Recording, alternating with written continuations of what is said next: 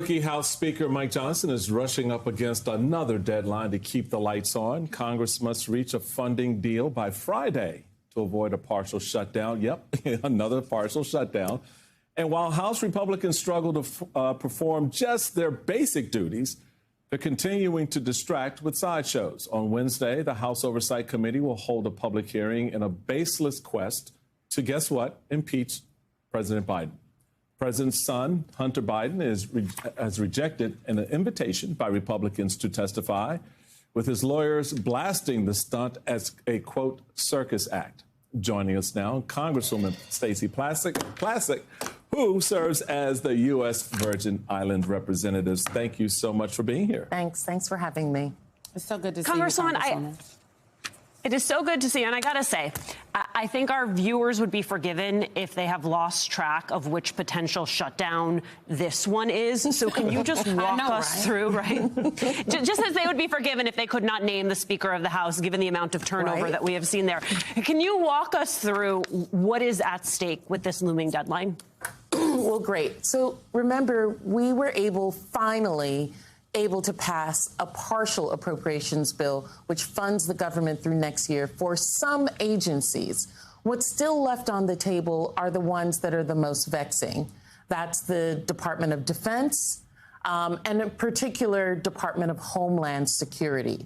So within those, we're running up against issues of the border, immigration, as well as funding for Ukraine and the Middle East, et cetera. So those are the things that I think Mike Johnson is unwilling to take a position that he knows will potentially oust him with his party.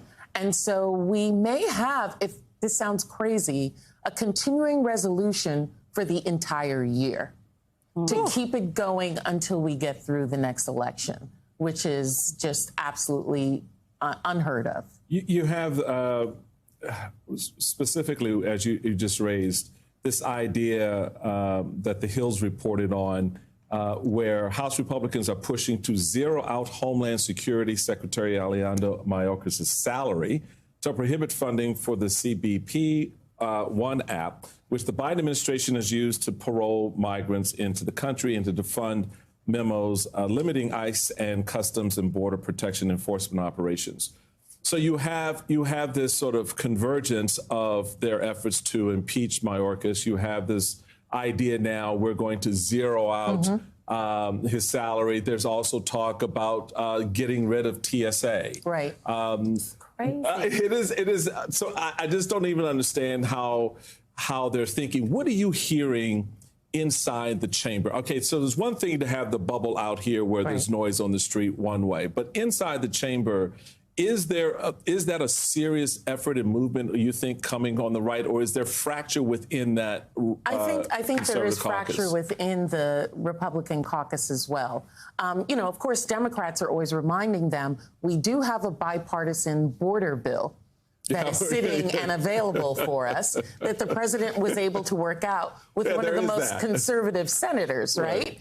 But we do have this discussion within each one of these legislations and these appropriations. Republicans at the super far right, you know which ones they are, I don't even want to say their names, have tried to zero out secretaries' salaries. So this is not anything new, and usually it fails when it's brought as an amendment to the floor. But we understand that this is, of course, the rallying cry. The Department of Homeland Security is the rallying cry that they're going to be using in this next election, which is why we're seeing this continued fight with this discussion. I mean, they are having discussions that they want funding for a border wall.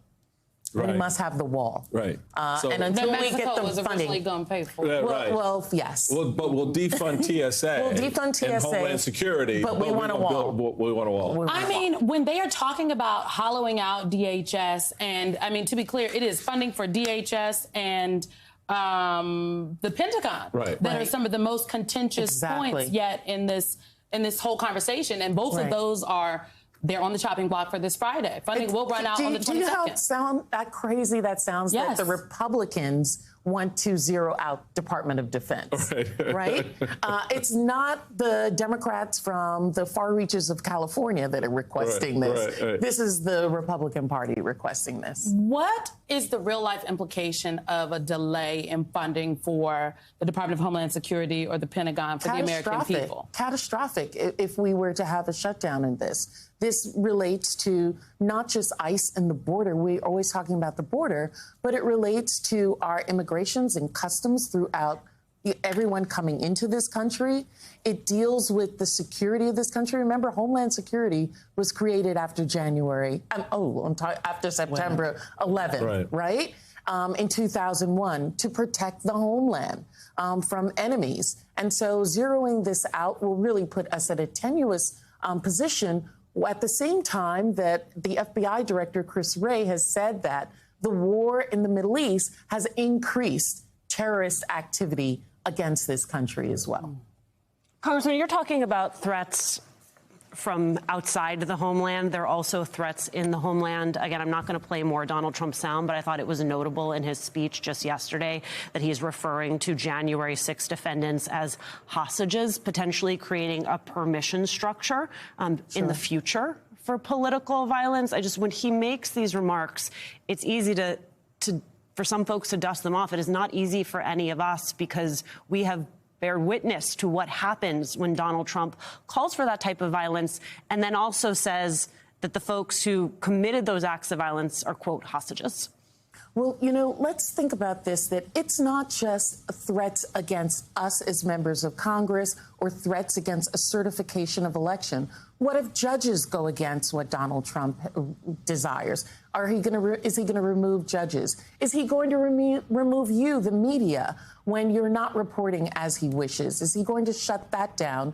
And is he going to incite individuals to do that? Today for me, tomorrow for you. And we all have to be concerned with what the rhetoric is that is not just rhetoric, it's reality. What he says, he believes, and he has acted on in the past. The other thing that we've been talking about this morning with the former president is his use of words and language that, someone to play off as, oh, that's not what he meant. Right. As my mama said, and I'll keep saying this because mama was right, he's a grown man, all right? And so presumably at 78 years old, he should know how to say what he means and mean what he says, right? How do you, and how do members on the heels of what happened on January 6th, and they know how those words incited the behavior of a lot of citizens to storm the Capitol. When they hear him out there saying things like a bloodbath and using those terms, what happens inside that building? What are they thinking in that moment? Oh, here we go again. We're getting set up. Or, the Republicans are like, he's just being Trump.